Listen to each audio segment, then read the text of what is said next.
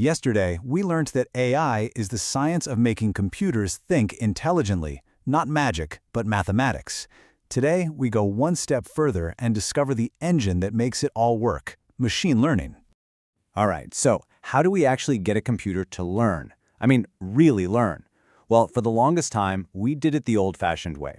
We, the humans, had to be the experts, right? We had to sit down and write every single rule for every single possibility. It was painstaking. But guess what? That whole approach, it's been completely flipped on its head. We are now living in the era of the new way. Okay, listen up, because this slide, this is the big idea. Seriously, on the left, you see traditional programming. It's simple. We give the computer some input, we give it the rules, and boom, it gives us an output. Easy enough. But now, look at the right. This is where the magic happens. With machine learning, we flip the whole thing around. We give the computer the input, and we give it the examples, which are basically the answers we want. And then we tell the machine, hey, you figure out the rules.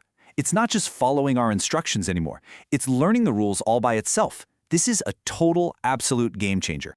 But hold on a second. That's the big question, isn't it? How on earth can a box of wires and code actually learn on its own? It sounds like science fiction. Well, the secret is, it's actually way more familiar than you might think. Believe it or not, the best way to wrap your head around machine learning is to think about training a dog. I'm serious. You don't hand your dog a textbook on how to sit 101, right? Of course not. You teach it through experience, through feedback, and a whole lot of repetition. And believe it or not, we do almost the exact same thing with computers. It's all about this simple four-step loop. Check it out. Step 1, you show the computer tons and tons of examples. Step 2, based on those examples, it makes a guess. Step 3, you give it feedback. You tell it, yep, you got it right, or nope, that was wrong. And finally, step 4, the computer adjusts its own internal logic and tries again. Now you do this millions, even billions of times, and it starts getting unbelievably good. Okay, so what's super interesting is that this whole learning process isn't a one-size-fits-all thing. It actually comes in 3 main flavors. And depending on the problem you're trying to solve, you pick a different flavor, a different training method. So first up, we've got something called supervised learning. The easiest way to think about this, it's like studying for an exam, but you have the answer key right next to you. You give the machine a massive amount of data where every single piece of information is already labeled with the correct answer. Let's bring our dog back into this. For supervised learning, imagine you show your dog thousands of photos. Every single time a picture of a cat pops up, you say cat. You're literally giving it the label, the correct answer, over and over again. After a while, you can show it a brand new picture of a cat it's never seen before, and because it's seen so many correct examples, it'll know exactly what it is. And you see this stuff every single day. You know when PhonePay or Google Pay flags a transaction as suspicious? That's supervised learning at work. It's been trained on millions of examples of both real and fraudulent payments. Or how about when Google Photos automatically finds every picture with your face in it? Yep, that's because it was trained on tons of photos that were already labeled with faces. It's incredibly powerful. All right, next up is unsupervised learning. And as the name suggests, this is the complete opposite. This time, there's no answer key. You just take a giant, messy pile of data, dump it in front of the machine, and basically say, go nuts, find the patterns yourself, find something interesting in there. And the dog analogy works perfectly here too. Imagine giving your dog a huge box filled with all its toys. Balls, ropes, squeaky things, everything just mixed together. What's it going to do?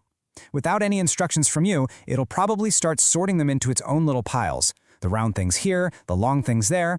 You didn't tell it how to group them. It just found the natural patterns on its own. And that is exactly what a machine does with unlabeled data. And this is huge in the real world. Think about Geo's network. It can predict where mobile traffic is going to be heaviest so it can boost the signal before your call drops. How?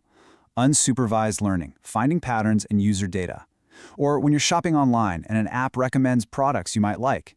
That's because it's grouped you with millions of other shoppers with similar tastes. That's unsupervised learning too. And that brings us to our third and final flavor, reinforcement learning.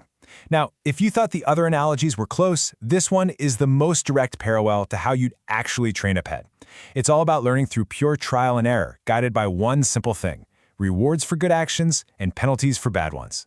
Seriously, this is it. It is exactly like giving your dog a treat when it sits correctly. When the AI makes a good move, it gets a reward. Not a biscuit, obviously, but a positive point score. You can think of it as a mathematical treat. And if it makes a mistake, well, it loses points.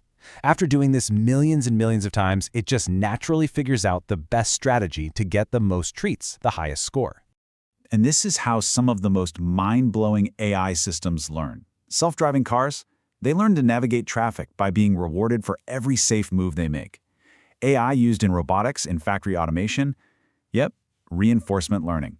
And you know that AI that beat the world's best human player at this super complex game of Go? It learned by playing against itself millions of times using nothing but this method. It's how we get AI to do things that seem almost impossible. So right about now, you might be thinking, okay, this is all pretty clever, but why is this such a huge deal? Why does it change everything? Well, let's look at a really simple everyday example that shows exactly why this new way is a total revolution compared to the old way. Let's talk about your email's spam filter. Back in the old days, a programmer had to physically write a rule, something like, if an email contains the words free money, then mark it as spam. Simple enough, right? But what happens the second a spammer gets clever and writes FR33M0 money instead? The rule breaks. It's useless. But with machine learning, you don't do that. You just show the system millions of examples of actual spam emails. It doesn't just look for specific words, it learns the patterns. The weird phrasing, the suspicious links, the odd sender addresses. It develops a feel for what spam looks and sounds like, something no human could ever write enough rules to capture.